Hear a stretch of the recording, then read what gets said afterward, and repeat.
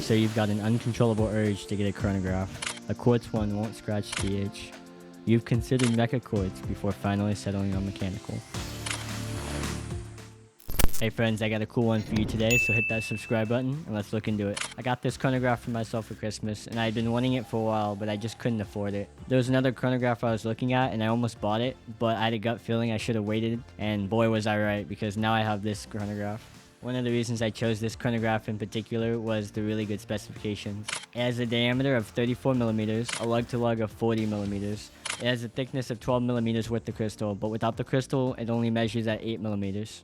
Like I said, the 34 millimeters is a big pro and the reason why I got this watch, but no hate on bigger sizes. I always say you should wear what size fits most proportional to you. In fact, my first watch was a Tissot that had a 45 millimeter diameter. It was huge. It was this big quartz chronograph. It did not fit me at all. And that's what I always say, wear what size you want to wear and what looks best on your wrist. Let's start off with the case. Harvard wasn't the only one to use this case. There are many other examples like Gallet.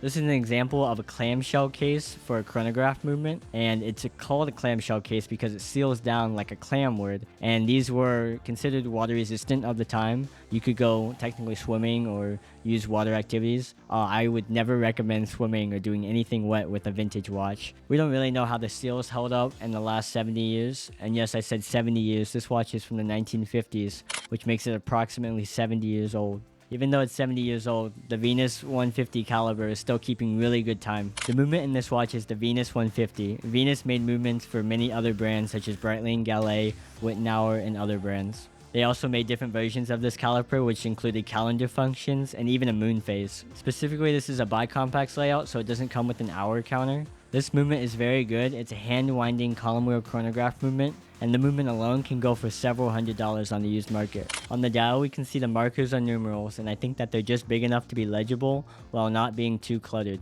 Often you can find that chronograph watches come out really cluttered because of all the different subdials, the markers, and the different hands going all over the place.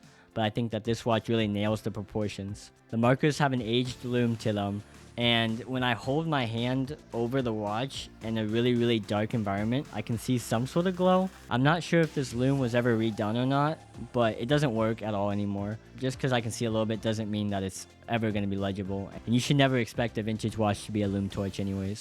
The hands are diamond shaped and they have this beautiful aged patina to them. Patina is aging or damage that's just considered desirable. So in this case, the damage on the hands makes it look more appealing than it would be if it was untouched. Patina is a really divisive topic among the watch community, but from what I can tell, it is a good thing and I like it personally. There's a railroad track going along the outside of the dial and it has intervals of 5. It looks really good and I think that it frames the dial very well. Moving down, we can see 3 lines of text. It'll say 17 joules, which is how many joules is in the movement. Water resist, which means you could swim with it at the time, theoretically. The last line says anti-magnetic, but I wasn't able to find any real specifications on how anti-magnetic this is. I have taken this watch on an airplane before, like through TSA, and I had no problems with it being magnetized. So hopefully that gives you an idea of how well this will stand up to modern life. I think that you wouldn't have any problems with this being magnetized. Of course, it depends on what job you do and where you work and what you're around, but personally, I've had no issue. This whole dial is just really beautiful. My favorite part being the 2 subdials, the one on the left and the right. The one on the left is going to be your running seconds, and it'll have intervals of 5. And the one on the right will be your minutes for the chronograph, and it'll also have 5-minute intervals. And I think that they look really good, and just the way that they designed it looks amazing. My favorite part about these 2 subdials are that they are matte, so whenever you look at the watch, they have no reflection to them, whereas the rest of the dial is a shiny reflective surface. I think it gives the watch a really cool 3D effect, and it makes it look a lot more interesting than it normally would. Like I said before, the hands and the numerals are patinaed, but the dial also has some patina on it. On the bottom right of the dial, we can see some splotchy mark, and I think it looks really cool. I think it adds some character to it, and it almost looks like some fog is coming in through the dial. We can also see that there's a slight abrasion on the bottom left, which I don't think is patina. I think it's just damage, and I kind of wish it wasn't there. And then you can also tell on the subdials that this is technically patina, but the outsides have darkened, and it gives it kind of like a shadow look on the outside, which I think looks awesome. I always say, what are you looking most at when you look at a watch? And I always think that the hands are what you look at most, but I've started to learn that it's also the dial. You're looking at both of them. And I think that the hands and the dial go really well together on this watch, and it creates a really unique look. And it's super intriguing, and there's always something else to look at. It's got a lot of depth to it, and you don't find that on a lot of like dress watches where it's just, you know, plain markers. And yes, they're well executed, but there's really not to look at. And yes, they're well executed, but there's not much to enjoy looking at after a month of owning it.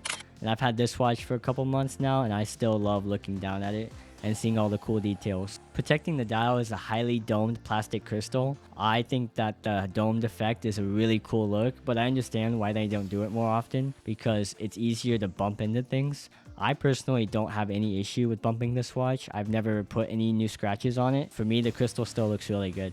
I also think that people shouldn't really be afraid to try out Hesselite crystals over sapphire or like any sort of mineral, but I think that it really depends on what you do on a day-to-day basis.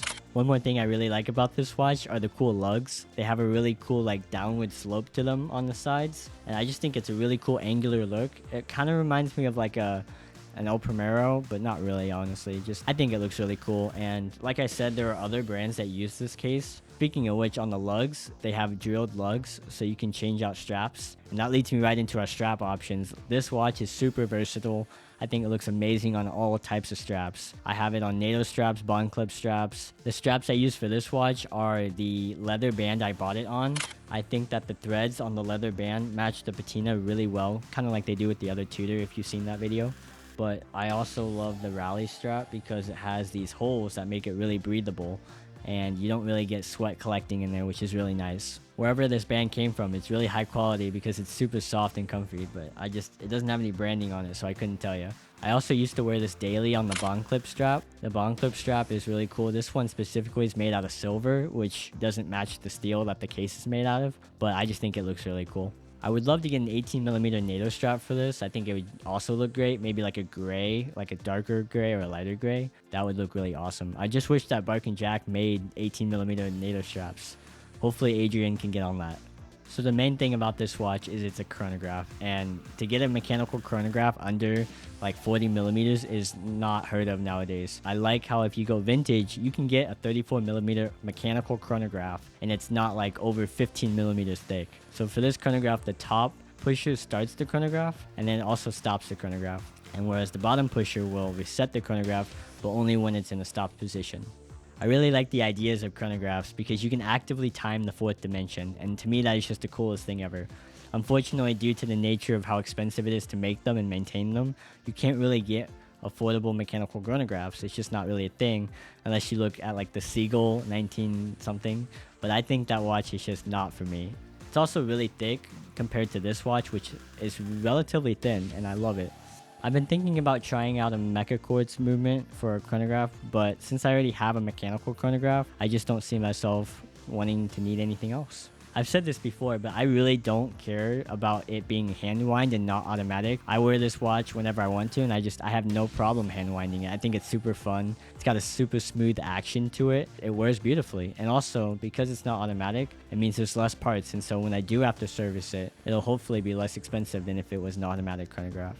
Especially if it was one of those modular chronographs like the Speedmaster Autos or Reduced, that would be expensive. I feel like that this one would be around $500 to service, I'm pretty sure. If you're looking for a mechanical chronograph in the more attainable range, and you're looking for something that you can keep for a while and that's really cool looking, I think that you should look vintage because they have a lot of cool options in different sizes, and you're not just stuck with like 15mm thickness and 42mm diameter. So definitely look at vintage. I know modern options, they got some really cool ones. Tissot has a new mechanical chronograph, hand wind, that looks amazing. Maybe I'll check that out. If you like vintage watches and you like what I'm doing here, definitely subscribe and check out this video right here.